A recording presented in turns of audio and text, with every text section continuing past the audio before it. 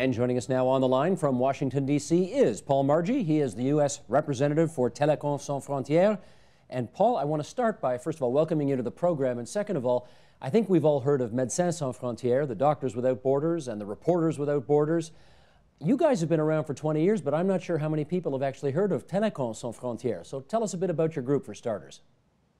Sure. It's actually 11 years rather than 20, although probably to the founders it feels that way because they've been in the field so many times. Well, I thought you did your first work in 1991. Decade. Didn't you do your first work in 91 in the Balkans? Well, the founders of Telecoms Sans Frontieres, Jean-François Cazenave and Monique Lampetit, actually started doing humanitarian work before Telecoms Sans Frontieres was created. Gotcha. Maybe And that's what I'm they were to. doing more. That's right. They were doing more traditional humanitarian work in the Balkans, as you said. And what they found was, while they were in the Balkans doing food and clothing and other traditional commodities, was that the refugees were asking more and more for communications. So they would, after being expelled from their homes, take a piece of paper, a crumpled piece of paper out of their shoes that had a telephone number in Germany or in the UK or in Canada, and give it to the folks who became Telecoms Sans Frontieres and say, please call my brother, tell him that I'm alive, that our uncle is dead, that we're in this camp, we're separated from the rest of the family. And they found that there wasn't an NGO that was serving that need, and so they created TSF. Now, I think everybody understands why immediate medical attention in a disaster area is crucial, why immediate news media on the ground there to get the word out is crucial. Perhaps phones or communication wouldn't necessarily be at the top of the priority list. You believe it is. How come?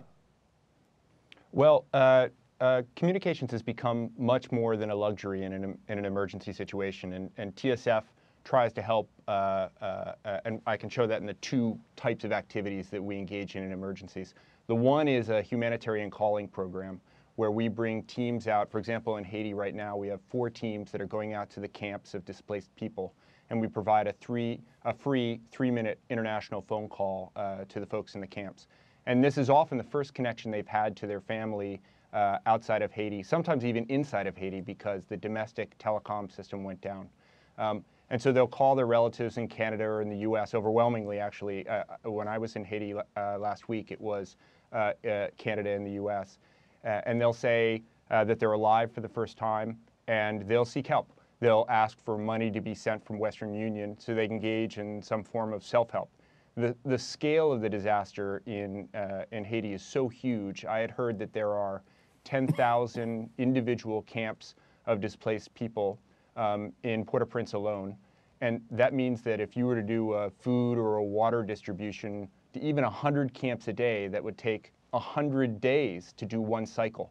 And so this allows people to connect with their family outside of Haiti, to get help, and then to use that help to help themselves. The other main type of activity that we do in an emergency is setting up telecommunications coordination centers for the local government, for the UN workers, and for NGO workers. So TSF, the first TSF team, which deployed from our base in Managua, got there within 1 day of the emergency. And the first thing they did was they used satellite equipment to set up communications at the airport for the Prime Minister so that he had telephone and email, and for the UN staff so that when the emergency responders and the search and rescue teams arrived, they had voice communications and data communications immediately. We can't imagine doing our jobs now without voice and email, and the same thing is true for the emergency workers. And so that's what we do. Well, I have read that as of yesterday, your organization had provided about 5,000 free calls to people in Haiti. And I want you to give our viewers some sense of what that moment is like when somebody who has lost everything meets one of your people, has, I presume, a cell phone put into their hands, is able to touch base with either a family member or a friend, the significance of that moment for them. You know, it's hard to describe.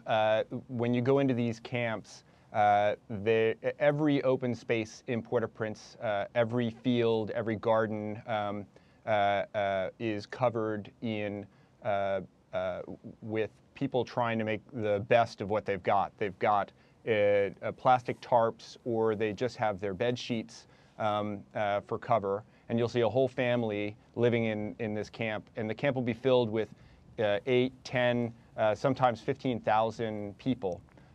So we'll arrive in the morning, set up a table with satellite phone equipment. And what we do is we have local staff who speak Creole. We go through with a megaphone to the camp and announce to everyone that there's a free call. And then very quickly, we get a very long line of people that come up to our station. So each of them each family gets one voucher, and they come and they make the calls. And they're often very emotional. There were a lot of older people in the camps, and they would call their kids in the States or in Canada. People would reach their siblings for the first time, and when they finally can connect with the rest of their family, I think it's even apart from asking for funds so that they can get what they need, just that connection with their family, to know that that somebody understands where they are, is incredibly important. And just to confirm, Paul, the preponderance of the calls are going to, for example, the United States and Canada, as far as you can tell? I went to 8 camps, and 90% of the calls were to the U.S. and Canada. Huh, okay. Let's do a little bit of a before and after here. The telecommunications infrastructure in Haiti before the earthquake happened, what was it like? Sure. I'm no expert, but what we saw was there were at least three mobile phone companies that were active in Port-au-Prince and in some of the other major cities. TSF has been to Haiti 3 or 4 times, I think, in the last decade, and so we've seen the growth of mobile phones in the country. The landline infrastructure, like many developing economies, is receding in importance compared to the wireless infrastructure. So with these companies, you now have somewhere around 1/3 of Haitians that have a mobile phone. This is a huge leap from what it was 10 years ago. You're also starting to see even commercial broadband providers, especially in Port-au-Prince. There's a wireless broadband provider, again, leapfrogging over the traditional wireline network. You've got a wireless provider that will provide internet service to folks. And post-earthquake, that's what's how left? It was before. Well, the undersea cable that serves Haiti was ruptured, so that interfered greatly with international communications. Many of the cell phone companies' facilities went down immediately because their buildings were destroyed. The largest cell phone provider there is Digicel, and their building came down. The companies very quickly worked to try to get themselves back up. One difference between the Haitian mobile phone network and ours, which is actually an advantage, is that because there's only periodic electricity on a regular day, all of the cell phone towers have their own generators. And so, whereas in the States and in Canada, there's often a concern in an emergency that the cell phone towers will lose power because the grid goes down. In Haiti, they're all independent from an energy perspective. And so the problem was then keeping the generators going, keeping them fueled, and the streets were so filled with rubble that it was hard to get the fuel to them. But these companies actually did a really exceptional job.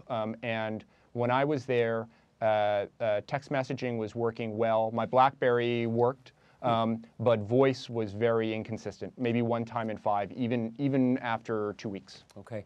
I think I heard you say a few minutes ago that about 1/3 of the population have cellular phones in Haiti, which of course is not nearly the penetration that we have in Canada or the United States. But having said that, what did people do in disasters in Haiti? And sadly, this is not the first one that this country has known. What did they do before mobile phones were as widespread as they are right now? Well, you know, I can speak maybe not about Haiti specifically, but about the developing world in general for how people operated. It used to be that the only option really was a landline phone. It took forever to get a landline phone into someone's home, and you needed credit, and you needed to be in a part of the country that had a wireline infrastructure. And so most people did without.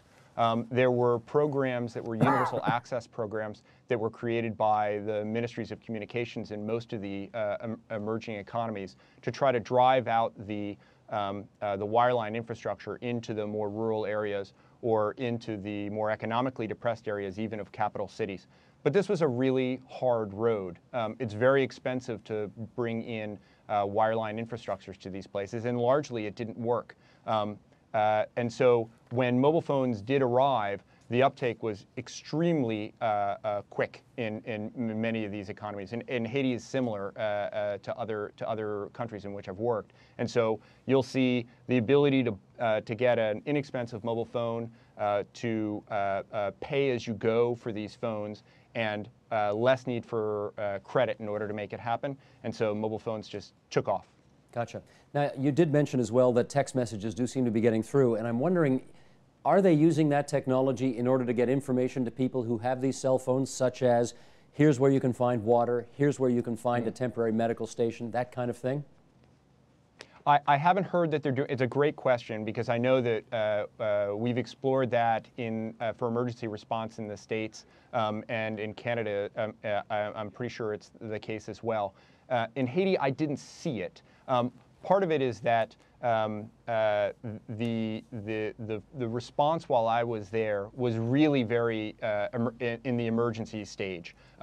It may be that they're going to be able to do this as they go forward, but as of now, I haven't seen the one-to-many text message systems that we're seeing in developed economies as part of emergency response. Okay. Paul, I know you get this question, and it probably ticks you off a bit, but I'm going to ask it anyway. There will be those who will say, how can you worry about the phone as a priority when people are starving and injured? You know, you got to give money to someone. Why would I give it to the guys with the phones as opposed to the guys who need the medical supplies, the food, and so on? What's the answer to that? Right. Well, look, I think the food and the medical supplies are obviously essential. What TSF does, especially in our emergency telecoms centers, is that we provide the infrastructure that allows the people that are delivering the food, the water, the medical care to do so. If they can't coordinate with each other, if they can't do assessment reports and send them back so they know which food, how much water, where to send the medical supplies, what kinds of doctors are needed, then that'll be inefficient and often ineffective. And so when these emergency workers, who are exceptional people at the United Nations and all the other NGOs who are our close partners, come in, they will use our facilities from the beginning. I brought a list of the NGOs and governments that have been using our facilities, and the kinds of people that you just mentioned are throughout the list, and many from Canada. You know, CETA, the Embassy of Canada, CARE International, Doctors Without Borders. These are the people that come in and use our facilities, and they know that as soon as they get to a disaster, even if it's only within the day, they're going to find a TSF facility there so that they can do their job better. That's a pretty good pitch, Paul. Okay, in our last few minutes here then, let's take a look at the longer-term outlook.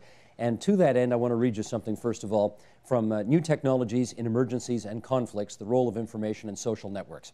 According to the International Disaster Data Bank, there has been a steady increase in the frequency of natural disasters during the past 35 years, with almost as many occurring during the past 5 years as in the whole of the previous decade. On average, there were 428 disasters per year between 1994 and 98, but the annual average jumped to 707 between 1999 and 2003.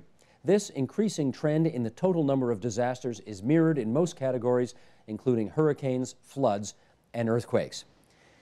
That paints a pretty bad picture. You're in the disaster business, and more disasters are happening. So I'm wondering what you're doing to prepare when it's obvious business is up. Sure. So in between these emergencies like we have in Haiti, our teams at our deployment bases in Europe, in Nicaragua, and in Bangkok are working on emergency prevention or development programs that try to use technology and telecom to help the folks that are doing the programs to try to either defray the damage by these emergencies or even prevent them in some cases to do their jobs better. And so, for example, we have a program in Niger that's a food security program. The people that are doing food security in the government of Niger have found that they can predict food scarcity based on fluctuations in commodity prices of food in local markets. The problem was they didn't have an ability to accurately and quickly get this data from the rural areas where the food problems often arise to the central location where they could make the decisions. And so what TSF did was they used satellite technology in order to make sure that you could get all the information you'd need to predict food scarcity ahead of time to the people who could then redistribute food to these areas and hopefully prevent them or at least defray the damage from them. Similarly, we're working on the border between Myanmar and Thailand on a medical project. There are many refugees that are coming over from what used to be Burma, and many of them have malaria or other problems. Malaria is an especially big problem for women who are pregnant. And so the TSF teams there are making sure that these camps are connected with doctors at the leading medical school in Bangkok and then also with doctors in the UK so that they can both administer the health care in these camps and then also make sure that they can get to the doctors they need in the larger cities. Similarly, in Nicaragua, there's a big dengue fever outbreak right now, which is a devastating disease. And we're working with the Ministry of Health there to use text messaging to help the field workers deploy the anti-dengue fever mosquito programs to the neighborhoods that have the highest preponderance of the disease or that haven't yet been served. So with limited resources, they can do the most that they can, just as you would if you were a business in Canada using telecom to do your business more effectively. We're trying to help them use telecom. Gotcha. And so more and more of these disasters are happening. Yeah. Sorry, forgive me, our last 10 seconds here. How long are you guys going to stay in Haiti for? Well, as long as we have the resources to do it, I think we'd like to stay at least a month. And you know, I'd really, as you said before, I'd encourage folks to see tsfi.org, and the more support we get, the longer we can stay. But we certainly want to get the job done. Paul Margie, U.S. Representative for Telecoms Sans Frontieres. Good of you to join us on TVO tonight, Paul. Thanks so much. Thank you very much for having me.